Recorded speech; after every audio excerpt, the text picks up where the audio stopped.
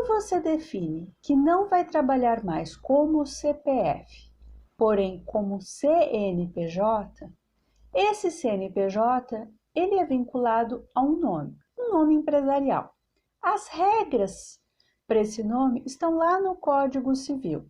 Não vou ficar aqui medindo e falando quais são os prós e os contras, mas basicamente as regras são definidas de acordo com o nome dos sócios, a responsabilidade dos sócios perante essa empresa, perante esse CNPJ e a atividade. Então, se você está em dúvida ainda se vai ter um restaurante, uma padaria, uma mercearia, um salão de belezas, primeiro defina bem qual vai ser o objeto, porque sem isso depois você terá que alterar o nome da empresa mais para frente se mudar a atividade. E como você descobre se alguém já tem aquele nome? Porque você não pode registrar com um nome igual a de uma outra empresa, exatamente para não haver confusão. Quando a pessoa lê o seu nome, ela sabe que é você. Pode ter outro parecido, mas idêntico, homonímia, né, nomes iguais, só existe entre pessoas físicas, pessoas naturais. Entre empresas, isso não é possível. O local para pesquisar se já tem alguém com aquele nome é a junta comercial do seu estado. E pode acontecer, sim, de uma outra empresa com o mesmo nome que você estar registrada num outro estado. Então, também, se você já sabe que vai expandir os negócios para outros estados, pode ter essa questão de verificar se em outros estados, na junta comercial de outros estados, este nome também existe. E para algumas atividades, o registro não é feito na junta comercial, mas no registro civil das pessoas jurídicas, RCPJ. Então tem que ver no seu município qual o nome que já está registrado, se existe algum impedimento no RCPJ para registrar aquele nome. Geralmente quem faz isso é o contador que abre a empresa, mas não há uma obrigatoriedade para a maioria dos CNPJs de fazer a abertura junto a um contador. E hoje, muitos desses serviços de contabilidade estão disponíveis na internet de forma automatizada.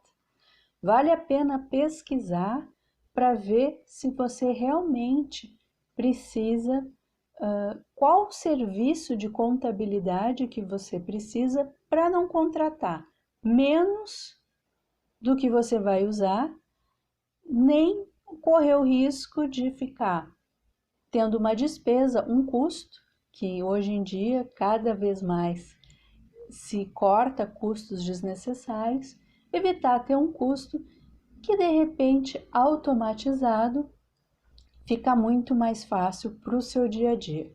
Também é uma questão de organização. Para utilizar os serviços automatizados é preciso ter organização com as contas.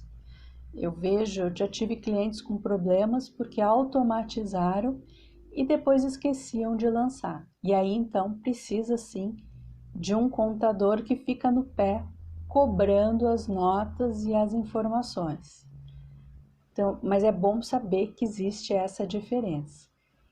E na constituição da empresa existe o contrato social, aquele documento que vai ser público, indicando quem são os sócios, e um acordo entre os sócios, questões menores, menores não que sejam menos importantes, mas que não precisam ser comunicadas ao público e que são fundamentais quando existe alguma briga ou algum desentendimento. É muito comum, no momento de aplicar o dinheiro ou de fazer a divisão, um sócio querer uma atividade, desenvolver algo novo na empresa e o outro quer colocar o dinheiro no bolso. E esse critério do que vai ser feito, se não foi alinhado lá atrás, às vezes é motivo de dissolução da sociedade. Todos saem perdendo. Geralmente, o contador ele tem uma minuta, um documento que faz igual para todas as empresas, um contrato social que é igual para todo mundo. E essa questão de governança entre sócios, eles não mexem. Então, a minha recomendação é verificar junto com o advogado a minuta dessas duas combinações, digamos assim, o contrato social, as regras que serão expostas para a sociedade, que é um documento público, e as regras que são internas.